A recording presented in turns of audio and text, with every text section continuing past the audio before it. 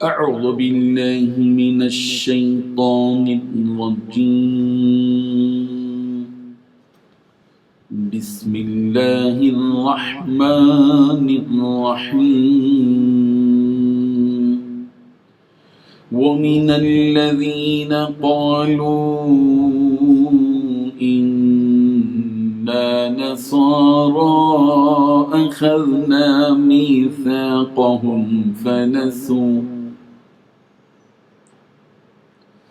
فنسوا حظا مما ذكروا به فأغرينا بينهم العداوة والبغضاء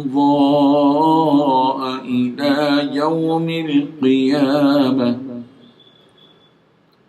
وسوف ينبئهم الله بما كانوا يصنعون صدق الله العظيم. حاضرین و ناظرین، یہ درس نمبر 458 ہے، 458.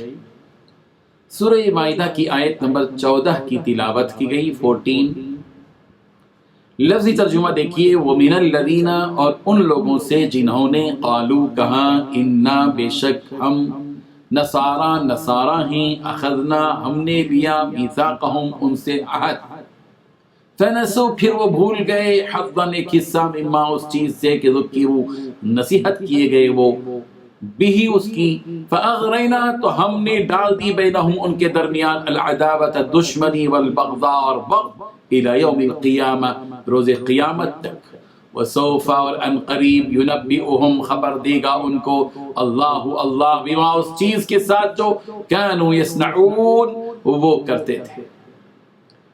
ترجمہ یوں ہے، اور جو لوگ کہتے ہیں کہ ہم نصارہ ہیں، ہم نے ان سے بھی عہد لیا تھا، مگر انہوں نے بھی اس نصیحت کا جو ان کو کی گئی تھی ایک حصہ فراموش کر دیا، تو ہم نے ان میں قیامت تک کے لیے دشمنی اور کینہ ڈال دیا، اور جو کچھ وہ کرتے رہے اللہ ان قریب ان کو اس سے آگاہ کر دے گا.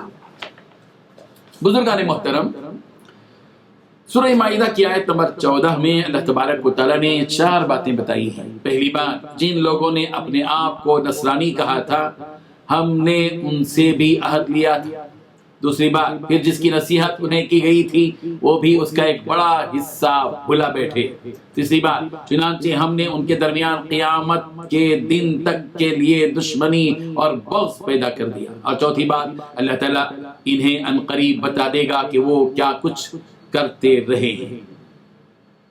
جس طرح اللہ تعالیٰ نے یہودیوں سے عہد لیا تھا، اس عہد کی باتیں گزشتہ آیات میں آئیں کہ یہودیوں سے عہد لیا گیا، وَبِمَا نَقْضِهِمْ مِيثَاقَهُمْ، اور انہوں نے ان کے اس عہد کے توڑنے کی وجہ سے اللہ نے ان پر لعنت برسائی اور ان کے دلوں کو سخت کر دیا.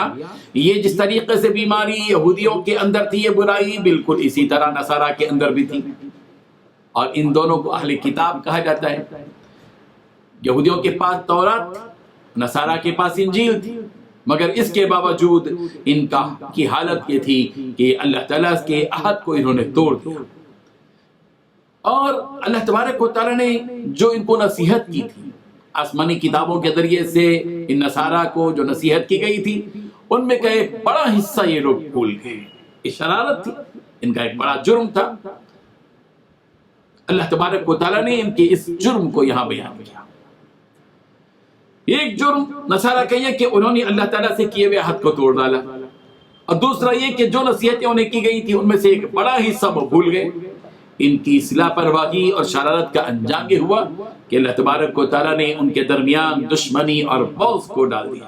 انہیں نصارہ ہی کے اندر اللہ تبارک و تعالیٰ نے آپس میں بغض ڈال دیا، ان کے درمیان ہی میں دشمنی ان کے اندر ڈال دی. یہ اللہ تبارک و تعالیٰ کی ایک سزا تھی ان کے اس جرم کی وجہ سے جو انہوں نے کام کیا تھا. اللہ کی تعالیٰ کے عہد کو توڑا تھا، اللہ تعالیٰ کی دی ہوئی نصیحتوں کو فراموش کر دیا تھا، بھول بیٹھے تھے اس کا ایک بڑا حصہ.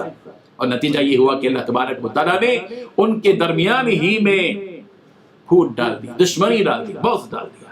آپس میں خود ایک دوسرے کے درمیان کئی امور میں نصارہ کے اختلاف.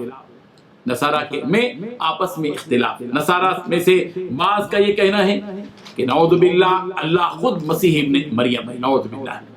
یعنی نصارہ کا ایک فرقہ یہ کہتا ہے کہ حضرت عیسیٰ علیہ السلام ہی اللہ ہے، نعوذ باللہ. اور دوسرا فرقہ یہ کہتا ہے کہ 3 معبود ہیں، ایک نہیں 3. توحید سے محروم ہو گئی یہ قوم اور 3 معبود تسلیم کرنے لگے. حضرت مریم کو بھی خدا کہا، اللہ کو بھی اللہ کہا، مریم کو بھی اللہ کہا، اور عیسیٰ کو بھی، عیسیٰ ابن مریم کو بھی اللہ کہا. 3 معبود انہوں نے تسلیم کر لیے اور ان تینوں کو گویا کہ الگ الگ خدا تسلیم کیا. تو نصارہ کے درمیان میں یہ اختلاف اللہ تعالیٰ نے ڈالا، یہ دشمنی، یہ بغض ان کے درمیان میں اس سزا کی وجہ سے تھی. وسوف ينبئهم الله بما كانوا يصنعون. عن قریب اللہ انہیں جتلا دے گا جو کام کیا کرتے تھے. یہی نصارہ ہیں. ان کی دوسری شکل جو ماڈرن انداز میں پیدا ہو گئی، یہ عیسائی ہیں، یہ مشنری کے لوگ ہیں، یہ کرسچن ہیں. زبردست ان میں فرقے ہیں، آپس میں اختلاف. کئی جو ہے انہوں نے اپنے اپنے طور پر انجیل میں تحریف کر کے کئی قسم کی انجیلیں بنا لی اور زبردست اختلاف اور بغض ان کے آپس میں موجود ہے. یہ سزا ہے اس کی جو انہوں نے اللہ سے کیے ہوئے عہد کو توڑا، اللہ تعالیٰ کی نصیحتوں کو بھلا بیٹھا. یہ اللہ تعالیٰ کیوں بتا رہے ہیں یہود و نصارہ کی ان خرابیوں کو، یہود و نصارہ کے ان جرائم کو اللہ تبارک و تعالیٰ امت محمدیہ کے سامنے اس لیے پیش کر رہے ہیں کہ امت محمدیہ ان جرائم سے بچے، ان گناہوں سے بچے، ان لغزشوں سے بچے، ان کرتوتوں سے بچے، ان کوتاہیوں سے اپنے آپ کو بچائے. اسی لیے اللہ تبارک و تعالیٰ بتا رہے ہیں، اللہ تبارک و تعالیٰ نے ہم نے بھی عہد کیا. یہ کتاب، آسمانی کتاب قرآن مجید، فرقان حمید ہمارے سامنے ہے. ہمیں اس کتاب پر عمل کرنا ہوگا، اس کے احکامات پر ہم سب کو عمل کرنا ہوگا. اللہ تعالیٰ سے جو ہم نے عہد کیا ہے کہ ہم بندگی کریں گے، ہمیں اس کی بندگی کرنی پڑے گی. نبی رحمت حضرت محمد رسول اللہ صلی اللہ علیہ وسلم کی سچی اطاعت کرنی پڑے گی. اور اللہ تعالیٰ کی طرف سے جو نصیحتیں ہمیں ملی ہیں قرآن مجید کے ذریعے سے، نبی کریم حضرت محمد رسول اللہ صلی اللہ علیہ وسلم کے ارشادات اور احادیث کی شکل میں، ہمیں ان میں سے ہر بات کو ماننا پڑے گا، تسلیم کرنا پڑے گا، یاد رکھنا پڑے گا، ان پر عمل کرنا پڑے گا.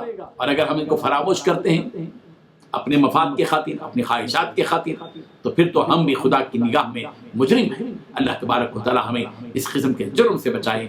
وآخر دعوانا ان الحمد للہ رب العالمین. لا الہ الا اللہ.